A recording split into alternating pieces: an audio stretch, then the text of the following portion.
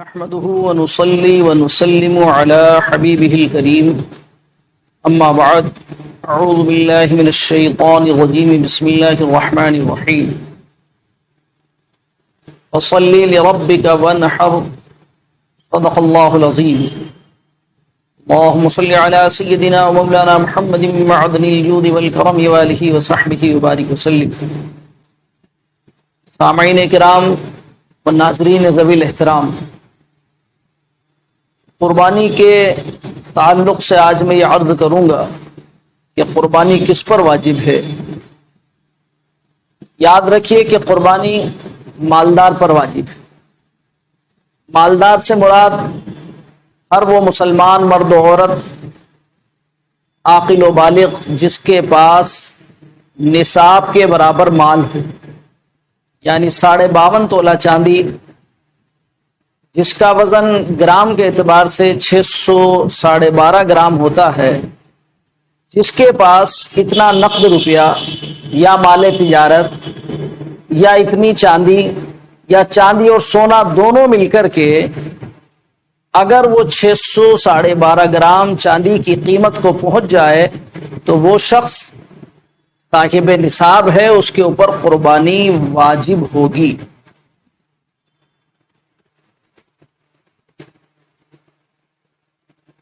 یہاں قربانی واجب ہونے کے لیے ایک مسئلہ بڑا اہم ہے جسے آپ بڑی توجہ سے سماعت فرما لیں کہ کوئی مرد یا عورت نصاب کے مالک تو نہیں، مگر ان کے پاس حاجت اصلیہ کے علاوہ کچھ ایسے سامان ہیں کہ جن کی قیمت نصاب کے برابر ہو جاتی ہے تو ان پر بھی قربانی واجب ہے، جیسے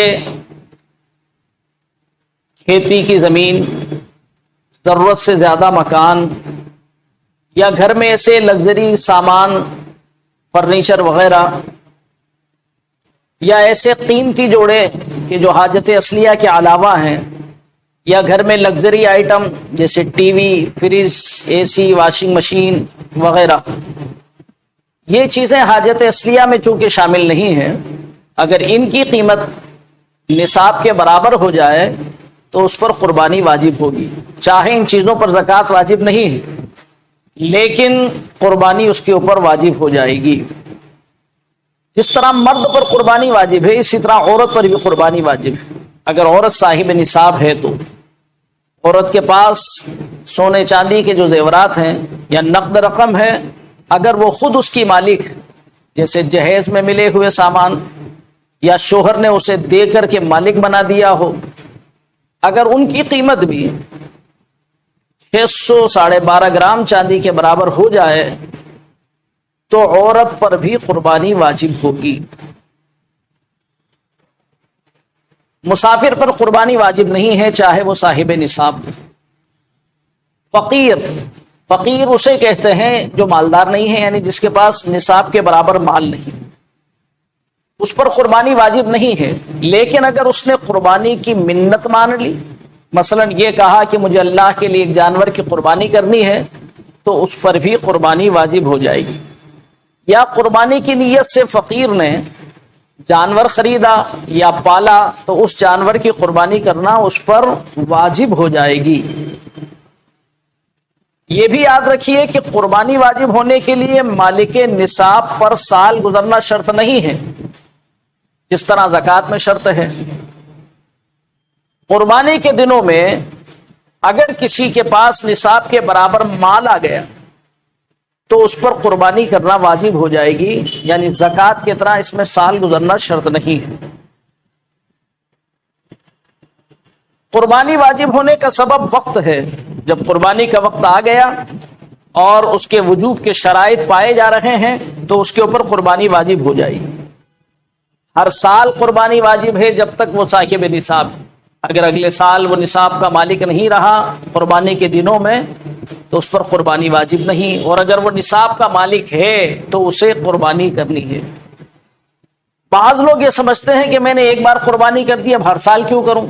چنانچہ وہ لوگ ایک سال اپنی طرف سے قربانی کرتے ہیں، دوسری طرف اپنی بیوی کی طرف سے، تیسرے سال اپنے بیٹے کی طرف سے، چوتھے سال کسی اور کی طرف سے۔ یاد رکھیے اس طرح سے واجب ادا نہیں ہوگا۔ بلکہ جو صاحب نصاب ہیں انہیں ہر سال ایک قربانی اپنی طرف سے کرنی ہے۔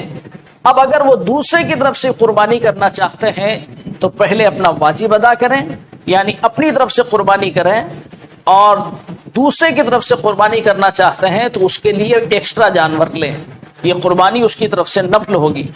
اگر اپنی طرف سے قربانی نہیں کی اور دوسرے کی طرف سے وہ قربانی کر دی تو وہ قربانی اس کی طرف سے نفل ہوئی، اور قربانی کا وجوب اس کے اوپر باقی رہا، یعنی قربانی اپنی طرف سے نہ کرنے کے سبب یہ شخص گنہگار ہوگا۔